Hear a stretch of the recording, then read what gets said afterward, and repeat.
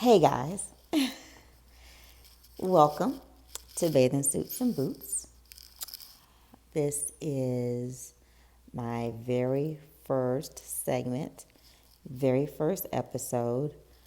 I'm totally nervous because I'm used to doing Facebook Lives. Facebook Lives is the place that I am very comfortable with. It is my safe place. It's a place where I've done all of my lives, all of my content for years. And so stepping out into this podcast space is something completely and totally new.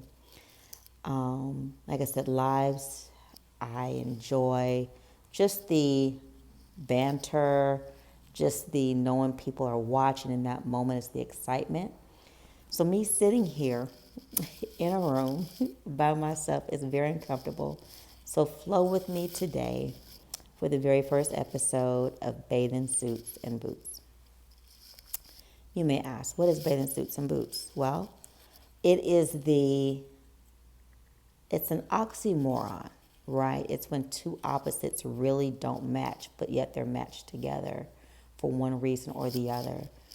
And it's really a play on words of what it is that I've always wanted to do versus what God wants from me. And also some of the things that I want to talk about within the place that I know very well, which is the church. Meaning there are some things that happen in the church that should not be. So bathing suits and boots, that is the premise of this. Number one, because I love boots. But even as a church girl, you wasn't really able to, or even permissible, or wasn't even proper to wear bathing suits. So that brings me around to a story today. So after church, one of my friends asked me to take me out to lunch today. So after church, we went out to lunch, and one thing that I've kind of really stayed away from or didn't want to delve into was becoming an older single woman in church. Yeah. For me, it was a sign that maybe no one wanted you. For me, it was a sign, like I said, this is just me, so I'm not saying this is what it was, but for me.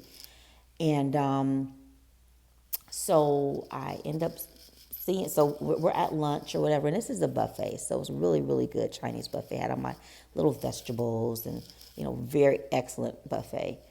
And so at the end, so then I look to the left of me, and there's a table full of older black women. You could tell that they were older church ladies from the garments that they had on. They had their hats, and the makeup was on point, and, but older, right? You could just tell. And, within the conversation I was having at my table, I kind of looked over and I said, "See, sis," I said, "that's what I don't want to become." Just give me a moment.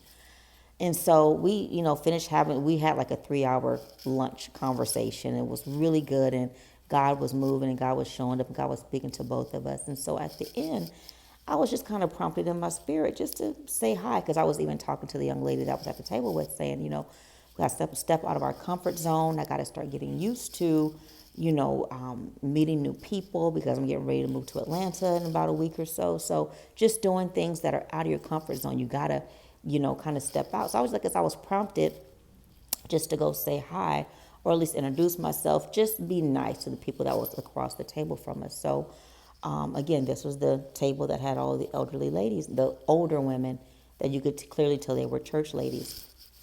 So I stepped out, stepped up, and I had this outfit on, but I had these bad white boots that I had on, right? I mean, tough. White boots, thigh-high boots that said expensive up the top of it in black writing. And so I said, "Ladies, I just want to tell you guys are just so beautiful." And they were, "Oh, thank you so much," And then this one lady, she had fully gray, like curly crocheted hair. It was so beautiful, all gray. Dark-skinned woman, but fully gray head of hair. And she looked at me, and I mean, her face was just so gorgeous. And she had these like blue contacts. I mean, she was just a gorgeous black woman. And in that moment, I felt myself saying, "Wow, this is a beautiful, single black church lady, older black.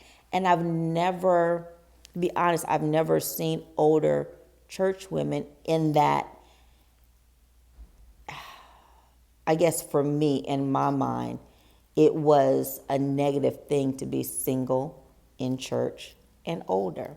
But in that moment, for something shifted in me, and I said, I wouldn't mind being this woman. And so, she was like, oh, you're so gorgeous. And girl, look at them boots. And so they all start raving about, how cute my boots were. Now, mind you, I didn't necessarily look like a church lady. Like I said, I had thigh-high boots on, this shirt, the earrings, the hair. And so I said, well, I don't trust us. Thank you. I said, it's the glory of God. And so the moment I said that, it's kind of like when you start talking about glory and stuff like that, everybody kind of automatically knows, okay, you're a believer, we're a believer. I already knew that they were, because again, you could tell they had their church lady outfits on, right? But when I said it's the glory that's on my life, she was like, okay. So then she gave me, come on, yeah, So it was kind of like, okay, we all in this, let's have a spiritual kind of conversation. And so I was like, and I said, she was like, are you from here? She said, you don't look like you from here, from Arizona. And I said, actually, I am. I was born and raised. I said, but I'm actually moving to Atlanta next year. She said, you moving to Atlanta? She said, oh, girl, all the men going to be after you. And I said, I'm good. And she said, no. She was like, I believe your husband is there in Atlanta. And I said, no, I'm good on that. I'm just trying to focus on ministry. She said, no. She was like, you're going to have the chance to choose who you want.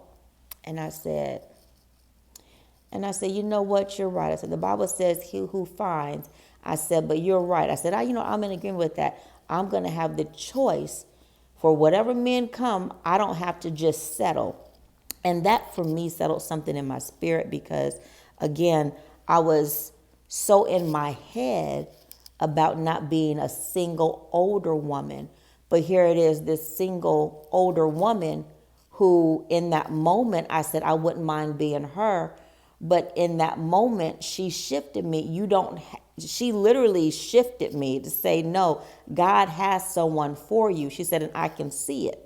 She said, you gonna have the husband of your dreams. She said, but you gonna be. So I just believe that because I was able within my mind and my heart and my spirit and my soul to be able to say, you know what, I'm good. I'm good with the state that I'm in. I'm content. I've never been discontent with being single. It took me a long time.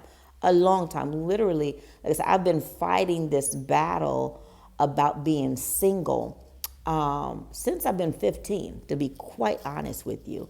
I remember 15 years old, youth ministry.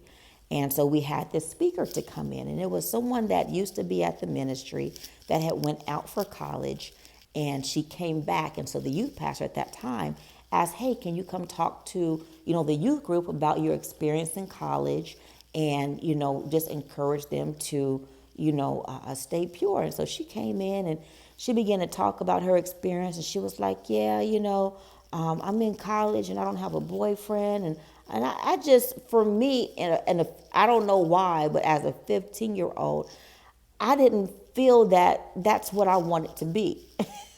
I was like, so wait a minute. So you mean to tell me that you went to college, you didn't have a college experience, and you don't have a man? For me, I don't know why, but in that moment for me, it was, I don't want to be that person. And I didn't want to be one of those for me. And I don't know, like I said, I don't know what the blockage was for me.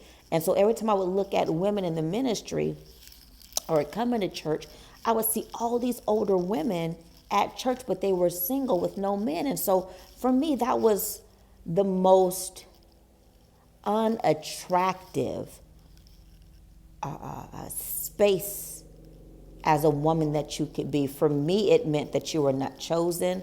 For me, it meant that you were not worthy. For me, it meant that you were not beautiful enough. So since 15, I worked hard at making sure that I was the most beautiful, that I was the most chosen, that I was the most sexy, because I did not want to end up as those women, as a church woman. Like I said, I don't know what blockage there was for me. I can't tell you why.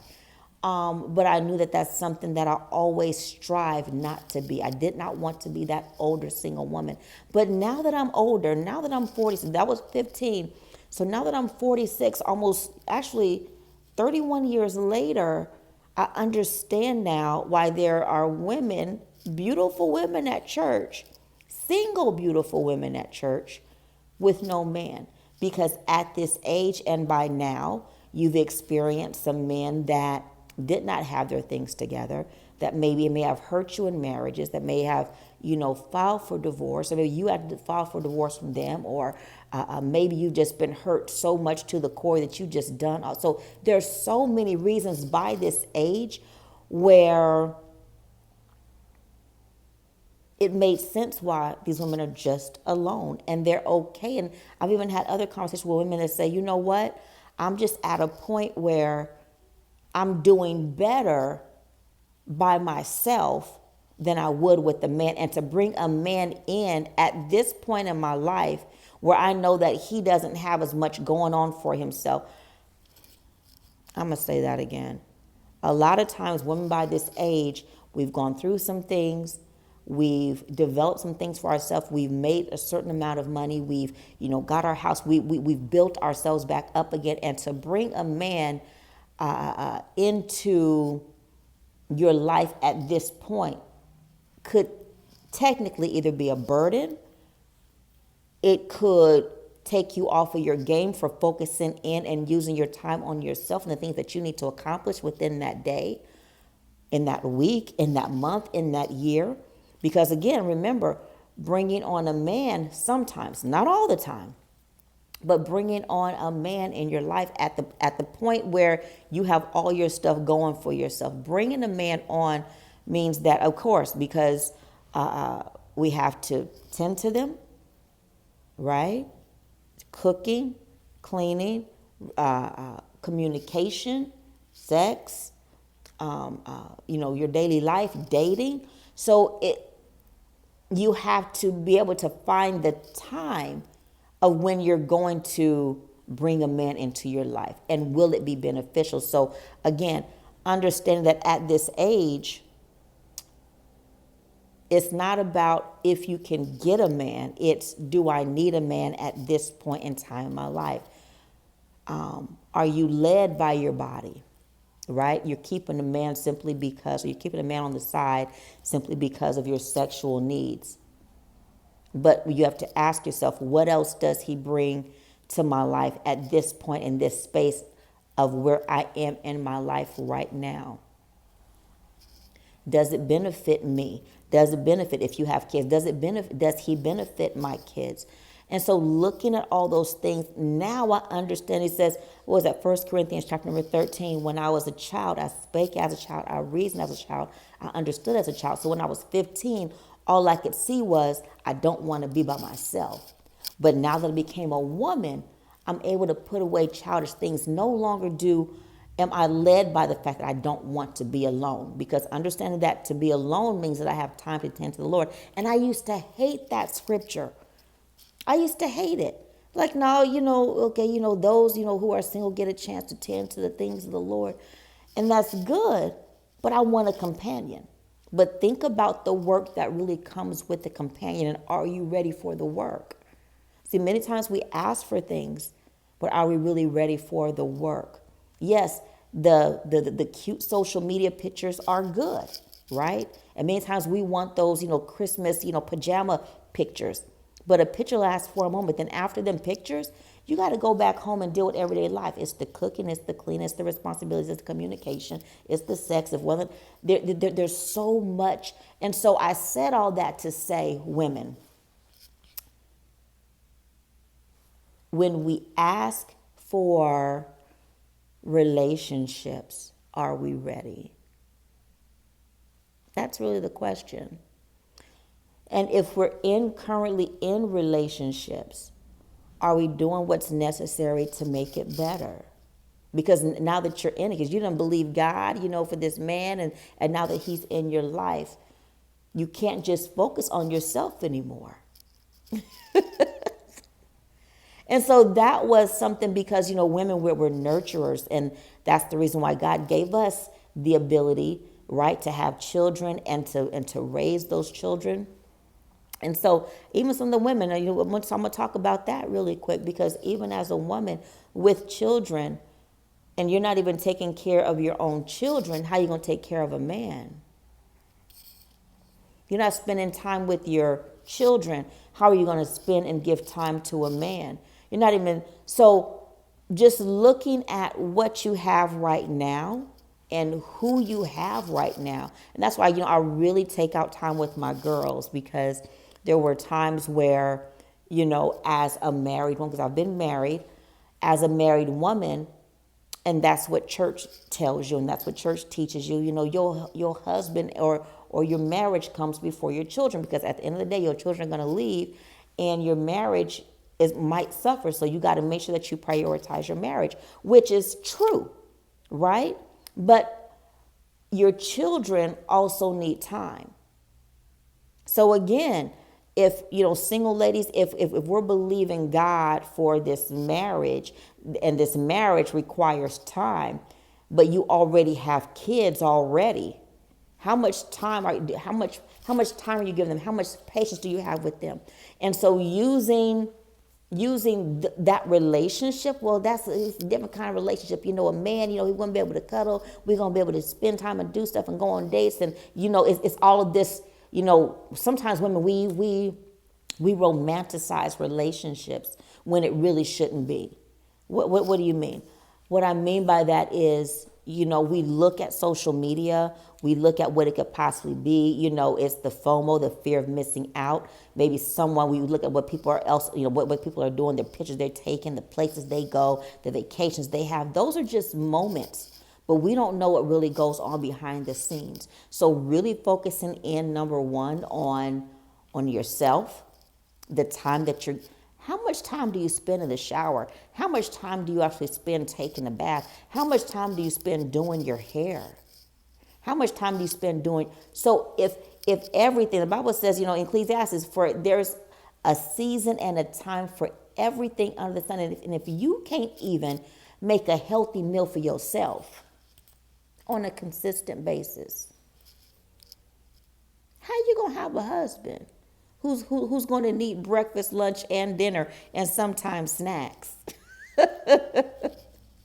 Right? And actually make sure that because, ladies, and I'm just talking about the ladies at my age. I'll just talk about ladies across the board, whether it's young ladies that are watching me, and maybe you believe in God still for a husband, but if you can't even get in the kitchen and make consistent meals, which is because you're not responsible. And we're not talking about this, social media. He gonna do his place, and I'm no. We are. If many times we want the man to take care of the bills, right? But whether you decide that you guys are going to split those bills 50-50 or 80-20 or whatever you decide, right? It's still you being a homemaker. You may say, well, that's archaic, and no, but it's, if you asked God for this man, or if you prayed for this man, why not take care of him? Why not make sure that he has healthy meals so that whenever he goes to work, he feels good? He feels good mentally, physically, so that he's not drugged down with a whole bunch of junk food and trying to figure out and going out to eat and spending unnecessary work on fast food. And why would you want your man to go out and eat fast food? So we got to think about the way that we're honoring one another, honoring the men that's in our lives that we asked God for, mind you. You done prayed for this man, and now you want to, treat him any kind of way. Like, would you do that to your children? Well, he's not my child. No, but that's what God, this is who God gave to you. So if God gave you a man, why not take care of him by making sure that he's nurtured and that he feels good, so he can go to work and be clear-minded and, feel good in his body, so that maybe after work, he can come home, rest and relax and have a nice dinner after that, right? So let's take honoring our men to another level. So that's for the women that are kind of coming in and getting these new marriages. And then I'm talking about for the women now that are a little bit older, right? And so now We've asked God for these men, but now how, like, okay, say for instance, if you're single, right, and you have some children, would you give are you going to, okay, let's just say you, and again, they say, well, he ain't my child, and da da da da, and he don't require me to do all that. No, he may not require it, just like you may not require him to pay all the bills, right? But it would be nice. It would be a nice gesture to know that, she honors me at this level. No, she doesn't have to do it, but these are the extra things that she goes out of her way to do for me. How much more would he not go out of his way just to start? He's like, okay, wait a minute. She's doing this. Something is different. Something has changed about her. Why not? You may, well, I'm waiting on him because, he messed up and da da da. No, no, no. Can we just take a moment to say, I'm going to honor him. I'm going to respect him. I'm going to go over and beyond.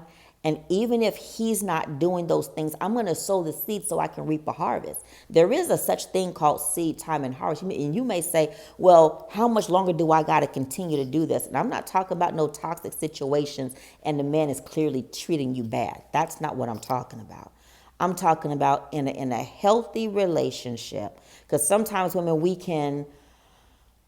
can overdo the love and the care and the concern for a man that doesn't even want us. That's not even showing us who we are. That's not, because as you treat yourself is how he's going to treat you. What you expect for yourself and from yourself is what you should expect from and for other people. And I'm talking about these men that we allow to come into our lives. And so leveling up on what we do for ourselves, how we care for ourselves, and requiring that. Now, I'm not talking about requiring in a attitude way. I'm saying you hold yourself up to such a standard that when the men come into your life, they know that you're not really one to really mess with. They know the caliber of woman. It's a caliber. It's a way that you carry yourself. It's a way that you carry yourself. So I'm almost out of time here. I've been on here for a few minutes more than I wanted to be. But I want to encourage you ladies on today. And I just feel like this is, I said this is bathing suits and boots. This is, just things that really should go, well, shouldn't be together, but they all somehow intertwine. And today I want to, like I said, focus in on sometimes we can fight not being something when God just wants us to be. All these years I've been fighting not to be that single church lady. But when I met those single church ladies today, they were all enthralled with who I was as a single church lady. How full circle is that? And although I may not have looked like them, may not have had the gray hair, I may not have been a little bit overweight, I may not have had my church lady outfit on, but it was how I carried myself. It was the glory of God that was clearly on me. Ladies, you will attract what you develop from the inside out. Again, like I've shared this with other people before, that a lot of times my appearance comes off sexy. It doesn't matter what I wear. It comes off sexy. What I had on today was some jeans, some boots, and this shirt. You can see it's just a button-down shirt, right? But these women, these church women that were all dressed up in churchly outfits, and when I tell you, they complimented me so that it was the beauty of the glory of God that was on my life. If you can find the beauty of God that's on the inside of you, find who you are and what God has made you, and develop and cultivate that. When a man is, and that's why I said the older lady I told you at the beginning of this, the older lady, she said, no, there's a man that's waiting on you. She said, but you're going to be able to choose. So there's going to be many men that's going to come. She said, because you're a beautiful woman. She said, you're gorgeous. She said, but she said, you're going to have a lot of men that's going to come. I said, no, I won't. She said, no, they're coming. She was like, but you're going to be able to choose. See, the Bible says he who finds a wife. But you, lady, you woman of God, you single woman, you have the ability to choose. So there's going to be many men that's going to find you. But at the end of the day, you get a chance to choose which one is right for you. You get a chance to choose who gets all that you see. There's a treasure within this earthen vessel. You are God's earthen vessel, and you are a treasure. You are God's precious daughter, and he's developed you. He's developed you. You are fearfully and wonderfully. Let me remind you who you are. You are fearfully and you are wonderfully made. This is bathing suits and boots. So who you are and what you are right now is. See, some of us, and I'm almost, because I'm almost done. Like I feel like the preacher, I'm getting ready to close, right? But see, many of you, you don't see yourself the way God sees you. That's the oxymoron of it all. That's the bathing suits and boots concept of this. God sees you one way, but you don't see yourself the way that God sees you because of what you've been through, because of what other people have put you through, and you've limited yourself for what you can have. You've limited yourself to who can have you. You've limited yourself to who can love you. Sometimes you don't even love yourself. Let's get to a point where we're loving ourselves. Like I said earlier, are you taking baths? Yeah, let's just start there. How much time are you just spending time with self-care and self-love? You may not even have all the money to do what you got to do. Soak your feet in your own tub. Put on some music. Put on some candles for yourself. You're waiting for a man to do all that stuff for you. How much are you doing for yourself before you require it of a man? See, sometimes when we listen to these different music and stuff like that, the whole city girl concept where I want a man to use his visa and, how much you going to pay for me? How much are you doing for yourself? How are we leveling up? We're waiting for our husbands or our spouse, or we're waiting for, our friends or our family. How much are you doing for yourself of what you require from other people? Can we quiet ourselves down enough to require what we want from other people and just do it for ourselves? And if we could teach people how to treat us, that's good right there. Treat yourself so you can teach others how to treat you. Treat yourself. Lotion your body off with beautiful oils that smell good, shea butters, and doing your hair and washing your hair and smelling good and feeling good, going for walks, drinking your water, taking your vitamins. How are you taking care of yourself? Before you say what you want to be and what you want people want to do for you, what are you doing for yourself? If we would develop ourselves, if we would remember that we're fearfully and wonderfully made and treat ourselves the way God sees us, if we can get our eyes focused not on what we don't want to be. Like I said, I was one that was trying not to be something. But if I can focus on who God has made me and focus in on just being beautiful and developing that beauty, we're going to see God bring the people, the places, and the things that match and align. It will no longer be bathing suits and boots. It will be bathing suits and more beautiful other bathing suits. It will be things that match, things that align, not oxymorons. Right now, some of us have been living an oxymoron kind of life, and we've made it we've made dysfunction and things that don't match us a way of life. When God says that we're the head, but we've operated as the tail. When God says that we're above, we operate as if we're beneath. When we've been blessed to be a lender, we've operated as the borrower. If we can, and I'm sorry, this is the outside, I'm right next to the thing, so I'm getting ready to close, but if we could just bring ourselves to stop living in the oxymorons of life and start living based on what God says we are and who God says we are, we'll see things begin to change and we'll see God's best for our life. So listen, this has been Bathing Suits and Boots. I hope that something that I said has blessed you. You can follow me on, Facebook. It's CharityCraig. It's the one that has me looking kind of salty. I got to figure out all my socials. I got to figure them out. But this was an assignment that I had. I had to post by Monday. I said, I got here my daughter's, I'm here in her clubhouse today. I want to put something here. This is the first episode. It's only going to get better. Let me encourage you just to start.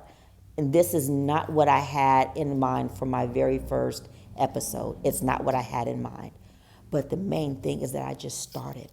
And I want to encourage you today that whatever you've been wanting to do, just start it and just make it get better every time, every week.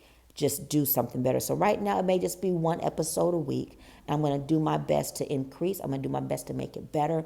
But the main thing is just starting. So listen, this has been Bathing Suits and Boots for our first episode, December 29th. By the time you get it, it'll be December 30th, 2024. God bless. And I'll see you on the next Bathing Suits and Boots. This is Charity Craig. God bless. Have a great day. And don't forget to subscribe. Push that button so you'll get all the notifications whenever I come on. Subscribe, subscribe, subscribe. God bless.